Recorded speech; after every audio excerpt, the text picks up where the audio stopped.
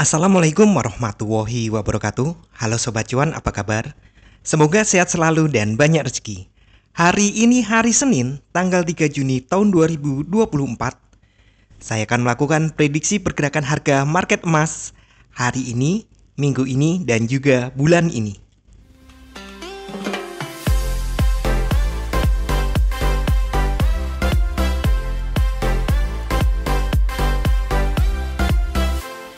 Ya, karena ini hari pertama bulan Juni, sekaligus hari pertama minggu ini, kita mulai dengan monthly ya.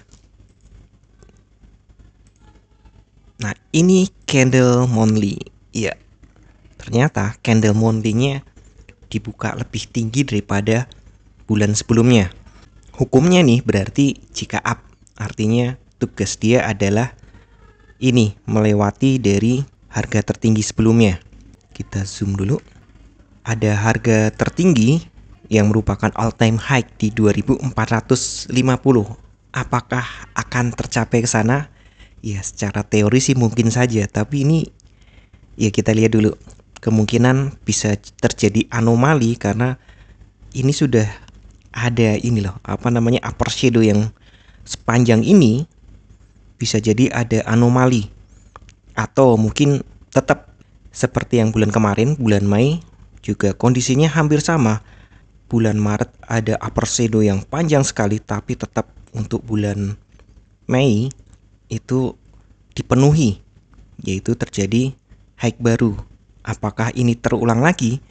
Ya, bisa saja, tapi hati-hati karena ini tekanan sellernya berarti sudah kuat sekali ya. Berarti untuk bulan ini targetnya memang up-nya 2450. Sedangkan turunnya di 2277 yang juga merupakan low valid kalau kita nanti gerak ke satu hari. Jadi untuk bulan ini masih ada peluang membuat high baru, sekaligus nanti menentukan untuk semester depan, karena bulan ini kan bulan terakhir untuk semester ini ya. Dan kalau kita ngomong semester atau 6 bulan, ini hukumnya juga jika up kemarin itu, makanya ini naik buat high baru. Jika semester nanti, saya pikir juga nggak mungkin jika down ya semester nanti, karena ini kan low-nya jauh banget ya, ini open-nya di 2062, ini low-nya jauh banget. Jadi semester depan kemungkinan masih ada high lagi. Dan sementara untuk triwulan kemungkinan juga hukumnya nanti akan menjadi jika up, kecuali dia tembus turun. Untuk bulan ini turun sampai 2232, close di sekitar itu, baru ada kemungkinan triwulan ke depan adalah jika down. Saya pikir itu berat. Jadi kemungkinan untuk terjadi kenaikan itu masih sangat kuat. Kita kembali ke satu bulan. Sekali lagi peluangnya bulan ini akan ada high baru. Walaupun nih peluang terjadi anomali, kan ini jika up ya, maksudnya opennya di atas open bulan sebelumnya, maka hukumnya adalah dia membuat high baru dan tidak boleh membuat low baru. Tapi bisa jadi dia justru membuat low baru, maka itu anomali. Artinya bulan depannya mungkin malah turun. Tapi sekali lagi kita tunggu karena ini masih hari pertama. Kita pindah ke weekly. Di weekly juga opennya di bawah dari open sebelumnya. Artinya jika down ke bawah, ini nyambung. Jadi kalau monthly-nya itu jika up dia naik, maka seharusnya minggu pertama dan kedua adalah penurunan. Jadi ini nyambung karena ini adalah jika down. Artinya akan ada low yang lebih rendah daripada low sebelumnya. Jadi low sebelumnya kan di 2320. Nah, mungkin ini akan diuji dan dipecah untuk membentuk low baru. Jadi target untuk minggu ini adalah membuat low baru. Kita geser ke satu hari. Di satu hari masih nyambung ya. Harusnya awal minggu kalau memang terjadi jika down, maka awal minggu adalah timingnya busur. Jadi seharusnya ini ada kenaikan dulu. Entah hari ini, besok atau Rabu pertengahan. Nah, jadi kita lihat. Tapi sementara ini adalah jika down. Artinya ada peluang hari ini akan ada harga yang lebih rendah daripada harga hari sebelumnya, yaitu low-nya di 2320. Jadi peluangnya hari ini ada penurunan di bawah ini, tapi wajar jika pagi naik dulu. Pagi sore naik dulu, kemudian malamnya baru penurunan. Tapi kita cek lagi lebih rendah lagi ke 4 jam. Di 4 jam ya trennya masih doji ya, tidak terlalu kita lihat untuk 4 jam.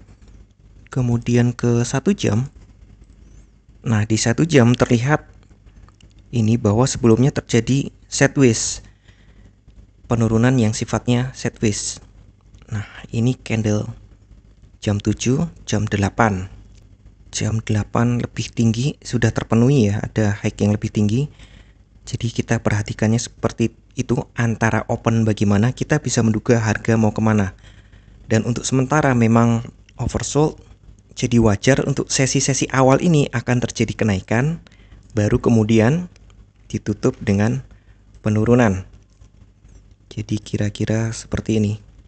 Tapi sebelumnya kita cek dulu untuk kalender ekonomi hari ini. Malam nanti jam 20.45 ada S&P Global Manufacturing PMI bulan Mei. Diperkirakan naik dari 50 menjadi 50,9. Oh, ini ya, ini indeks ya. Maksudnya indeks itu antara 0 sampai 100. Jadi 50 adalah nilai tengah dan ini mulai naik sedikit. Ini bagus untuk ekonomi.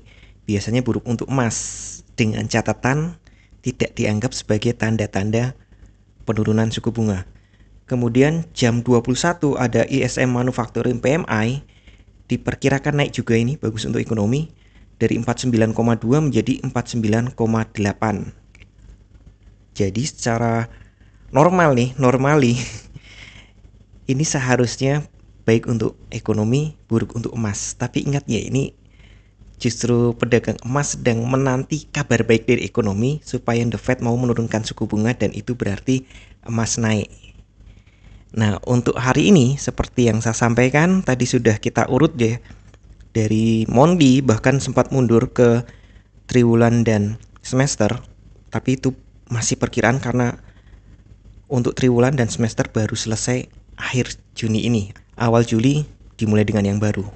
Nah, untuk minggu ini diperkirakan turun, sedangkan untuk hari ini juga diperkirakan turun. Hanya saja sifatnya keseimbangan, untuk turun dia perlu naik dulu. Ya mungkin sampai ke 34. Apakah mungkin lebih? Ya bisa saja sampai ke yang lebih tinggi lagi, yaitu ke kisaran 50. Jika memang kekuatan buyernya tinggi. Namun ada peluang dia dikoreksi. Setelah kenaikan, entah tipis entah panjang, tergantung nanti kekuatan buyer, kemudian dia dikoreksi, dia akan menguji 20, kemudian lanjut lagi menguji 300. Namun kalau kita lihat akhir-akhir ini memang market cenderung sideways ya, dan ini juga ada double bottom, ya walaupun ini lebih rendah, maka ada peluang memang dia mantul ke atas. Jangan ragu atau bimbang ya, ini arahan saja. Nanti di perjalanan kalian lihat skenario mana yang mau dipakai, apakah double bottom ini ataukah skenario hukum keseimbangan. Untuk support resisten, support 1 ada di 2320 yang di sini ya. Kemudian support 2 ada di 2300. Berarti jika penurunannya kuat, maka dia akan uji low valid di 2277 yang di sini. Kemudian untuk resisten 1 ada di 2334 yang di sini ya. Kemudian resisten 2 ada di 2253 atau 52, kisaran di sini. Kemudian untuk resisten berikutnya ada di 2370 di sini. Jika ternyata ini hukum double bottomnya berlaku untuk hourly, maka dia bisa menguji 2370. Tapi untuk sementara ini market memang terjebak di antara 2320 di sini sampai 2300 ya 65 sebenarnya, nggak sampai 70. Tapi saya gunakan 70 karena di sini ada yang cukup kuat. Seperti biasa, saya ingatkan kembali, tidak ada satu teknik pun untuk menganalisa yang 100% benar. Anda diharapkan untuk tetap bijak dalam bertransaksi, atur volume transaksi Anda agar sesuai dengan kekuatan dana Anda, dan siapkan money management agar jika ternyata harga bergerak tidak sesuai dengan prediksi atau posisi terbuka Anda, maka Anda bisa segera melakukan antisipasi secara cepat dan tepat. Oke, sekian dulu informasi dari saya. Semoga kita semua cuan hari ini lancar, berkah, manfaat, dan tetap sehat. Amin. Wassalamualaikum warahmatullahi wabarakatuh.